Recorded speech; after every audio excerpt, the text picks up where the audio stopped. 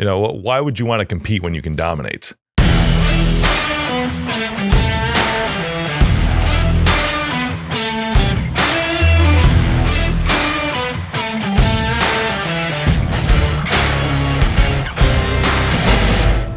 What's shaking? Welcome back to All In. I'm your host, Rick Jordan. Today, get ready for this because I've got Brent Weaver. What's shaking, bud?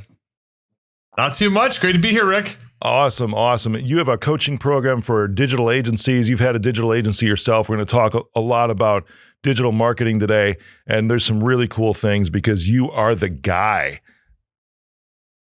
I appreciate the vote of confidence. We've been doing this for a while. I've helped thousands of businesses in our space, and happy to share any insights or knowledge of that journey with your audience today. That's awesome. Because when you had a digital agency, you grew that thing to 7 figures. But man, just the accolades. Working with Dish, Anheuser-Busch, InBev, Adobe, those aren't small clients, bro.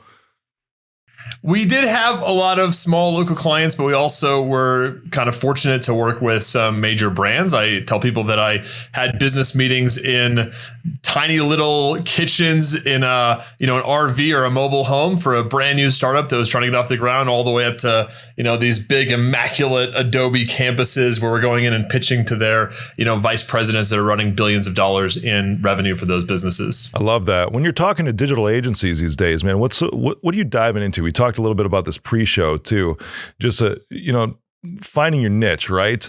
But everyone talks about that, but I don't know if anyone actually understands really what that means. It's fun because it's like almost a cliche these days, right? But you really just go out just after that hardcore, don't you?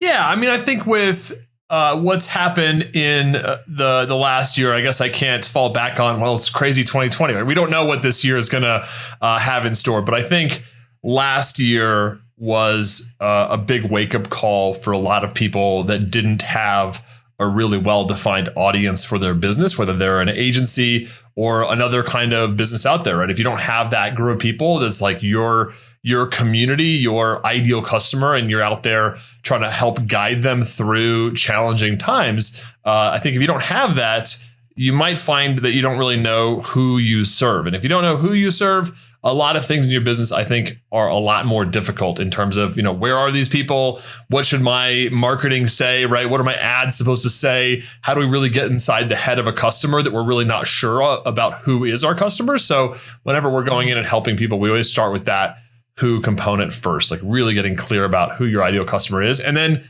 becoming an expert in that person. That's awesome. You really dive into this, don't you, in your book? It's Get Rich in the Deep End, right?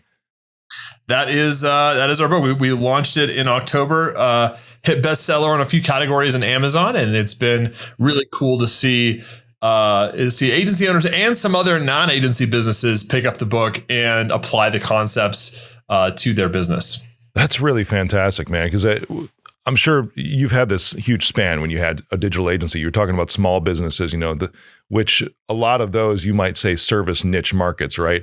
But I'm assuming even when you're working with the big ones, Anheuser-Busch and Dish, there's got to be an avatar that those big corporations have too, right?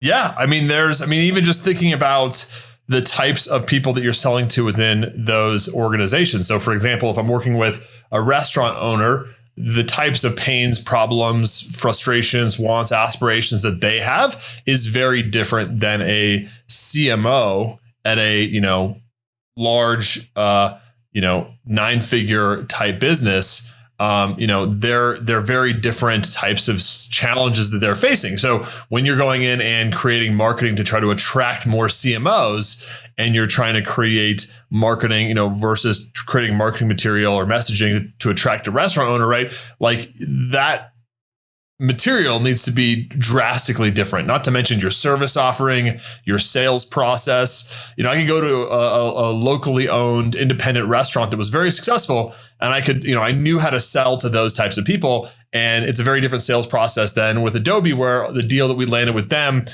took over a year. And, probably dozens of meetings and appointments to sell that deal. versus a restaurant, I could go in and, close the deal within 1 or 2 appointments. Don't you love those where the sales cycle is just shortened quite a bit? I mean, different in size of income for me, right? Difference between like $10,000 and like, let's just say a lot more than $10,000. Yep. So knowing who your people are, and that changes over time. I tell people the market I serve right now is my 13th niche that I've focused on as an entrepreneur. Wow. That's so you've morphed over time too then, because you're saying that your niche, or really, if I can call it your avatar, your ideal customer, has changed over the years then too. Is that right?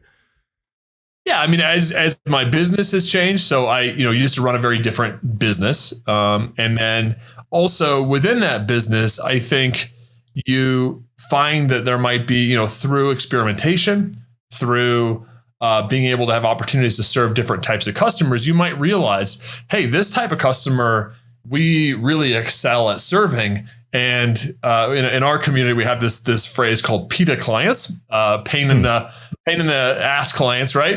You might have these clients that no matter how many of them you sign, like, your team doesn't really jive with them. So sometimes we'd go after a niche and we'd be really strategic about it. We'd sign a bunch of clients in a specific market, but then we found that, whether we couldn't serve them or get them the results we thought we could, or that our team didn't actually like serving them. And that gets hard, right? Do you then, do you change your team or do you change your market? And sometimes maybe the answer is change your team. For us, we decided that, hey, we had other types of pockets of customers that we worked really well with. So we kind of focused, started to pivot or tack into those spaces. Yeah. It's been a long time since I've heard that acronym that way, man. PITA clients. We were talking yesterday because I had a fun individual on the show who developed this device that does these micro vibrations on your head and calms anxiety, stimulates those modulation points of the brain. And it was a joke then around the studio. It's like, hey, we need to get one of these things for this specific client. And just tell him to put it on for 20 minutes before we talk to him that day. He's just calmed down a bit. You might not have an ideal customer if you're asking them to put on a biohacking device prior to your meeting, right? For sure, exactly. Well, man, there's so much, and I'm going to play devil's advocate here, and of course I'm on your side of the table with this, but man, why wouldn't you want to just cast a wide net, and try to scoop everybody into that when you're going after with your marketing, with your client base, everything, why don't you want to do that? Well, so if, I'll give a good example here. So imagine you're and we'll use restaurants just because I mentioned it already, but imagine you're a restaurant owner and you're looking to hire a marketing agency, and you put an RFP out there, or you go and contact, a dozen different marketing agencies, and they're going to come in and give a presentation to you. Right. And so on the one hand, a generalist, somebody who does not know, that does not have a master's degree in the niche, that's not all in on that market. When they go in to do a pitch, they're going to talk about, their overall agency process. They're going to talk about their team. They're going to talk about the scope of work. And they might talk a little bit about the results that they'd like to get this restaurant. Like maybe they have another similar client where they can say, hey, we can help you grow your business, right? Compare that kind of pitch to an agency that goes in and pitches the restaurant and says, hey, restaurant owner, first of all, I know right now COVID has been a massive disruption for your business, and a lot of your in-person business has probably shifted to delivery and to takeout business. You might have been prepared for that or not. If you are doing takeout and delivery, you're probably getting eaten alive by Uber Eats and Grubhub's fees. And while they can drive a lot of traffic to you, you might actually want to convert some of that traffic to your own platform where you're not giving up 30%. Let me walk you through our restaurant growth engine. Let me show you a couple of case studies where we've helped over 50 restaurants to triple their delivery and takeout business while regaining that profit that you're losing to Uber Eats and to Grubhub. So, end scene. Yeah. Imagine that scenario playing out no matter what niche we're talking about, whether it's doctors, dentists, ClickFunnels, funnel builders, coaches, influencers, authors, right? If you're a business selling anything to somebody and you know them so well and you understand not just like the surface level stuff, but like what they're thinking before they go to bed at night, what their diary looks like and their day looks like, and you know what software and services and people that they have around them, not only does your marketing get really dialed, but your offers and how you sell gets really dialed. One of the guys we had on our program recently, he talked about when he goes in and they're a hyper niche agency, and when he goes and does sales training for his salespeople, and they do live sales calls together, right? They'll like basically be in a room together, and their salespeople will go and do calls with prospective customers. And he will literally like write on an iPad, right? Or write on a whiteboard what the prospect is about to say. Nice. And, and then he'll kind of write, what the core objection, right? Use this objection handle, or use, we need to sell them this offer, not this offer. And so that to me is an unfair advantage. And when you're a generalist, or where you really you kind of serve tons of different types of people, while there might be some advantages to that, and there are, it's not like it's all weaknesses, right? There are some strengths to having a diverse type of customer base, but I think the advantages of being hyper niche are it creates an unfair scenario when it comes to marketing and selling to that list of people. Yeah, it's fantastic too, because that's what everybody wants, is to have that unfair advantage. Why would you want to compete when you can dominate? That's one thing that I always love to go after. So this year, it was funny how you said, we can't even say, oh, it's just 2020 anymore, because it's not. We have no idea what's coming up this year. It's kind of cool because it's like a clean slate, right? But then we look at this past year, and there's a lot that's changed that's going to have these sort of aftershocks going into the remaining of 2021 and also into the following years, especially, man. You were just hitting on it when you're talking about restaurants, because the marketing message now is different. The way to win those deals for a digital agency is different now. You have to change your offer. You have to change the way you're presenting these things. What are the trends that you're seeing going through the rest of this year for digital agencies, and how they need to focus to win these deals? Well, I think that for businesses that are in the digital space, I think while COVID and all the other stuff that happened last year, kind of the reshuffling of like the world economy or whatever, I mean, at the end of the day, digital agencies overall fared pretty dang good. A lot of people started to take the cash that they were making and invest that into digital ads. For example, last year, just digital ads usurped every other traditional marketing channel, like TV ads, radio ads, print ads, et cetera. Like combined for the first year in 2020, digital ads, businesses and organizations spent more on digital ads than all of those other types of advertising channels combined.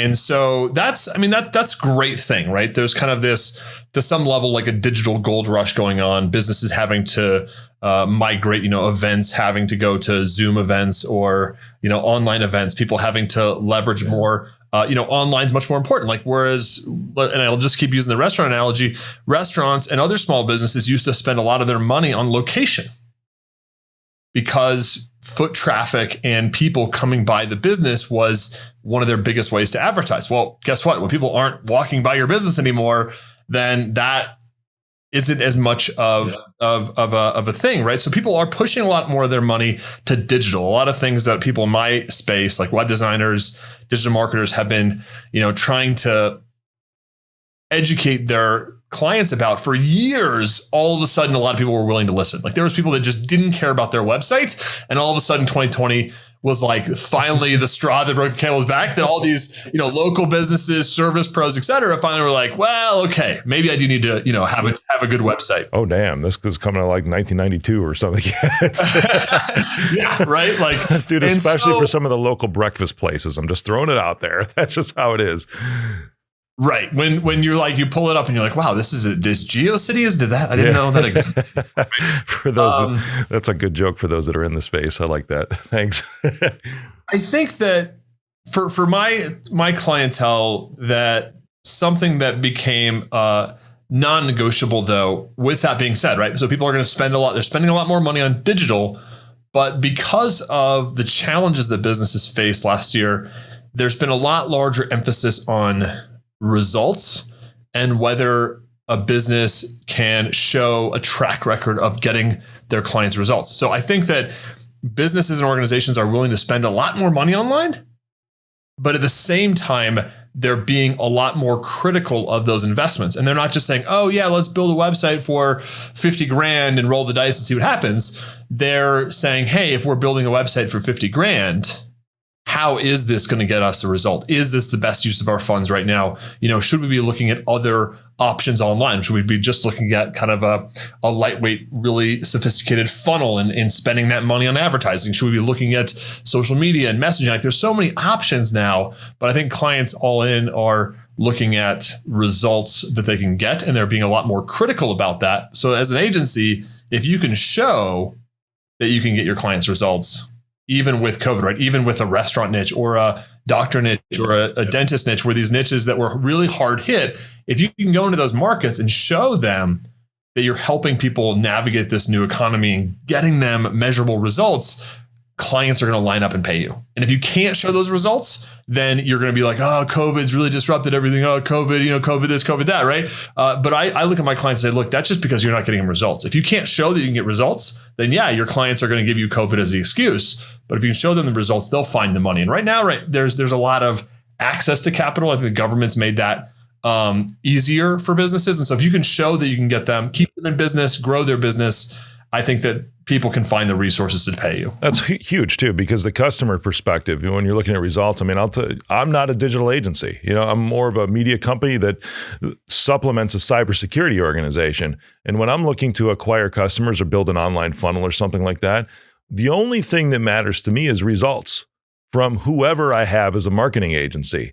I don't care about how many impressions and all this other stuff. The only thing I really care about is freaking conversions, sales. That's it. Because you can have the most beautiful funnel in the world, the prettiest website. If the thing doesn't freaking convert, who cares?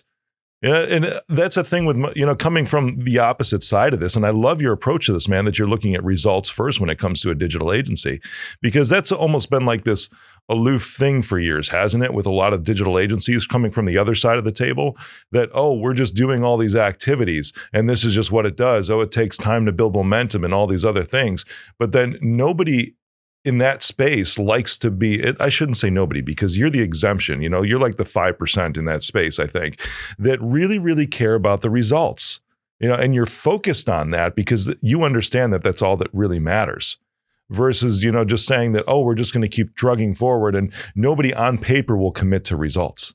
It's the craziest thing. So how is that something that you see being important going forward in landing these deals for digital agencies, is saying, can you commit to results ahead of time? Is that something that a digital agency can do? A specific measurable result saying, we're going to have this many conversions if you put in this many dollars? I think that if you so if you are somebody who is hyper niched and you have a very solid proven process about how to get that type of customer a specific measurable result, like, to me, that's the goal of one of the goals of really owning your market, is that you could get to that point of being able to promise a measurable result. You ask any generalist agency whether they would be willing to put a guarantee on their project, and the likelihood of them doing that is it's like less than 1%, right? I mean, if you go to a generalist web shop and you who's willing to take any type of client and build any kind of website, if you say to them, will you guarantee that I'm going to get the objectives or the measurables or the goals that we're all agreeing to are important for us, they're gonna laugh you out of the room. If you are a hyper niched agency, like one of my clients focuses on the registered financial advisor market, and he converted his business from general web design company to basically lead gen company for that niche. It was about a 2-year evolution to make that happen. And he's so good at that now. Now he uses website, content, LinkedIn, social media, right? He uses a lot of the same things that he was building 2 years ago, but now he's got them built into a system to get a measurable result. He guarantees his clients 25 leads a month. Oh, I love that. Or he buys them back from them, right? So that creates a really interesting sales scenario. Every time he goes and pitches his services, he has a guarantee that can back up his service to get that result.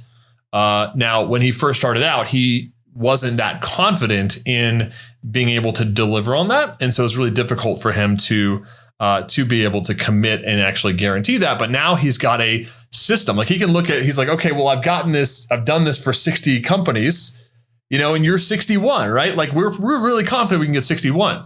So it's amazing if an agency, I think, can guarantee that kind of ROI or that specific result. But if you're hiring an agency and you're the one that's working with them to create those KPIs, and you've never gotten those KPIs for yourself, and the agency doesn't necessarily, because I've never worked with a business just like yours or with the specific KPIs that you're wanting in the way that you are, it might be hard for an agency to guarantee that. And so, and I don't think that means that you shouldn't hire an agency to do that, right? But I think what you can look at is, have they gotten this result for other companies? How close have they gotten to this kind of result for other companies? And am I willing to make a risk, to take a risk to do that, right? I think hiring an agency without a guarantee is kind of like hiring an employee or a team. Instead of you going out and hiring 10 employees to help you with SEO or whatever, you're hiring one agency and they're going to come in and you're going to get a little bit of each of their 10 people's time. Which is still a good proposition for a business, right? Because going out and building your own SEO team is like probably not worthwhile, right? But just looking at their past track record, right? How close is their track record to getting you those results? And if you can work with an agency that can actually provide a guarantee, I think that's amazing. That's going to tell you that they're hyper niched and they serve your type of person. If that's not the case for you and your niche, and every niche is going to be different, right? Some people have very specific needs and they aren't going to be able to find an agency that can put a guarantee. And I don't think I would rake the agency over the coals for that. Oh, no doubt. I'm playing devil's advocate on that because that's always the interesting part of this, right? And there's a phrase too that there's riches in the niches. I'm sure you've heard that one before, especially with what you do. And from what it sounds like, at least what I'm extrapolating, maybe reading between the lines, and this is from the agency's perspective now that I'm talking, if there's an agency that is more broad-based, they are not super niched. It's if they can take this evolution like your friend did or one of your clients over that 2-year time period to where they become hyper niched, and now all of a sudden you're guaranteeing 25 leads a month, you buy them back. I would bet that your dude is charging way more money for his services. His prices are sky high. He's a premium now at this point because he hyper focuses on that versus just a general broad agency. So he's probably making more money, higher margins because it's a very specific service and something that he can guarantee.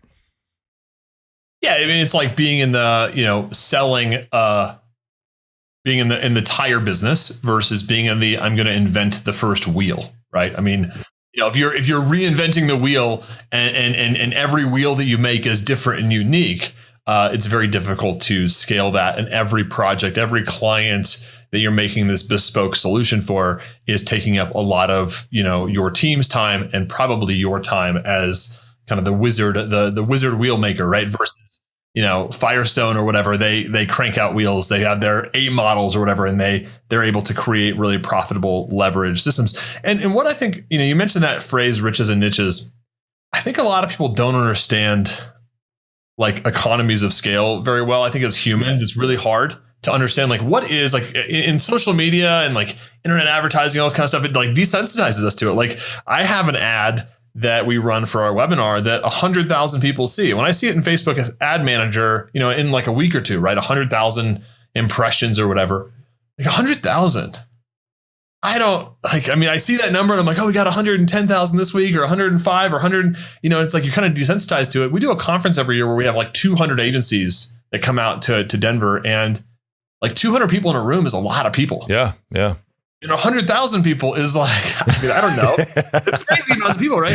And so as a business owner, you have to ask yourself like, well, how many actual clients do I need to have if you're trying to grow a 7-figure business, how many clients in your market do you actually need? If your projects are 100,000, you need 10 clients, right? If your projects are 10,000, you need 100 clients, and 100 clients actually isn't that many people. And if you can get that price to $20,000 in average spend per year, that means you actually only need 50 clients to serve as an agency. And that, when we think about a niche like doctors, dentists, lawyers, oh my God, whatever, they're all over. 50 people, 50 people. Like if we said, okay, how long would it take you? Maybe 2 or 3 years to get an active book of business of 50 people that you're doing $2,000, 20 grand a year with isn't super crazy. And that I think is the hardest people when they're building their business is they're really thinking small with like, they have a dozen clients or whatever, and they're from 5 different niches. Like, could they actually see themselves having 30 or 40 clients in a market? But the reality is there's in almost every niche out there, there's 50 successful businesses that would be happy to pay somebody, $3 grand a month. Of course, they are out there. And that's the harder part about casting that wider net too, right? Because when you cast the wide net, at least from my opinion, and you're not hyper-focusing on really who your target audience is, if you cast that wide net, now you're going to pick up the junk too. I mean, just think about fishermen, right? They're going salmon fishing, whatever. You see these big nets coming up. I watched this video and it was crazy because all these salmon just jump on the boat, on the deck, and they're putting them in the things. And I'm seeing these amazing, gorgeous, huge salmon. But then you see like these little scraggly things that are down there too. I mean, which one would you want? Is there a way that you can, just become more hyper niched and just focus on the ones that you really want, the clients that are going to be profitable, because you're not just going literally after everybody. I think there's an important lesson in that, man. But who knows, when you're first starting out though, maybe that's something to speak to. When you're first starting out as a digital agency, how do you do that? Because you're just saying, I need money at that point. So how do you do that? So there's a lot of different frameworks that you can use to find your audience, find your avatar, right? I think that I look at, I use a couple different frameworks with our people. One is, you mentioned, money. Obviously, it's important. Yeah. If you're going after underwater basket weavers, maybe that's not. How'd you pull that? with YouTube these days, I feel like any niche is there's potential money in there, right? Because YouTube is totally, any person that has an interest in something, all of a sudden, like YouTube is like the great connector for hobbies, and people on there are making millions of dollars a year, like talking about things that are so niched. But I think money is important, right? Does a market have money? Are they willing to spend money? Because sometimes those are two different things. There's a lot of niches out there where there's clearly money.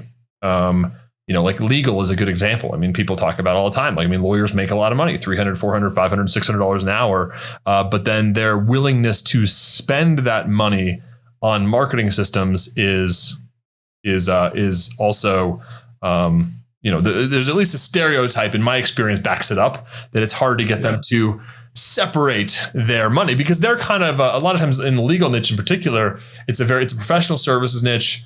The lawyer themselves is also usually in the business doing the legal stuff. So they look at most of that money coming in as like their salary, and they want to minimize the amount of money they're spending as joint partners on the business, right? So usually if you're going to go after a niche like that, you need to be working with law firms that have, a handful of partners. Maybe there's multiple locations kind of stuff, right? But having money, willingness to spend money is important. Another one is having an interest there. Yeah.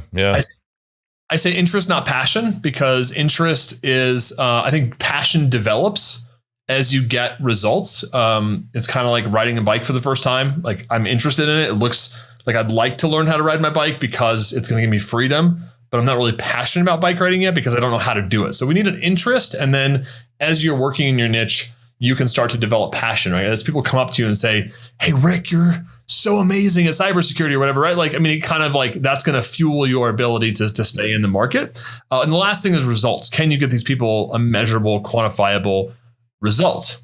If you have those three things in a market, then I think it's worth doubling down and it's worth spending time in there. If you are working with clients and you're getting them results, but even on your best day, there's no spark, there's no interest. Yeah, you're like, if I have one more call with one of these types of businesses, like I'm going to freak out, right? Like, no matter how much strategy we put behind you, like if there's just not an interest or spark there, then you're not going to be able to sustain. Yeah, you hate it. It's a different story. There's a Mike Rowe. I'm sure you know who he is. Dirty Jobs, Mike Rowe. There was a quote I saw of him one time. It's like, well, how did you get to where you were? And I've seen him speak. I've met him, and he said, I found something that I was interested in, that I was kind of good at. Then I learned to love it. Then I became rich. It was that middle section that really stuck out on me when he said, then I learned to love it. So it wasn't something that he was necessarily, oh my God, this is the greatest thing. This is my dream, whatever it is. And just following that trajectory it just parallels exactly what you're saying, that there should be an interest regardless. Because if you're going to hate it, man, what's the purpose? There's a lot of markets out there. I mean, there's literally thousands and thousands of markets out there. And sometimes I even find that when people if they come into a market and they actually have a predisposed passion that's really hardcore about their market, and then they start to work in the market, instead of developing that passion further, sometimes it actually ruins the thing that they love. And this happens all the time. People that have hobbies that love the hobby, and then they turn the hobby into a business, and then they end up hating the hobby. And so, sometimes that can kind of work against you in some way. So having an interest, I think, is an important piece, and then learning to love it. Because again, you're mastering something, right? There's this documentary called Happiness or Happy or something like that. And they talk about the 3 things that lead to more happiness and fulfillment in your life. One is deep relationships, not like weak tie relationships, but deep connections with other human beings. And also in some level of service with those people. Another is autonomy. So having freedom and control over your day-to-day life, having some sense of autonomy. And then the other is pursuit of mastery. So getting good at something actually leads to a lot of fulfillment and happiness. So I think that idea with where you end up niching, if you feel like you're going to get good at the niche and serving them, that's going to be a really good recipe for long-term success. For sure, my man. So, brother, your book is Get Rich in the Deep End. Where can everyone find that? Amazon. So just search for it, getrichinthedeepend.com. Our website URL for the event or for the book is ownyourmarket.com. You can search Google also Get Rich in the Deep End. So ownyourmarket.com will link out to all the top booksellers if you're not an Amazon customer, but if you are Amazon, just search Get Rich in the Deep End. That's cool. The last place I want to point people to, please, is UGURUS. Tell us a little bit about that, man, because you've just kind of sprinkled it, peppered it in across the area. So hardcore, what is it? Yeah, so we're a business school for digital agencies. So if you're an agency owner, service provider out there, and you're looking to attract more leads, win more deals, deliver and delight for your clients so you can scale the freedom that you have as an owner in the business, then UGURUS can help through our training programs, our community, and our coaching. Awesome. And everyone can find you at Brent Weaver on LinkedIn and UGURUS.com, yeah? That's it. Awesome, brother. Man, I really appreciate our conversation. Thanks for allowing me to hit you hard with some devil's advocate stuff today. And I just had a good time. Hope you did too. Thank you. What's shaking? Thank you for joining me on the All In Podcast. Click the subscribe button and smash that bell for notifications. Text me, 312-535-8520. Follow me on social media at Mr. Rick Jordan. See you next episode. I am Rick Jordan and I approve this message.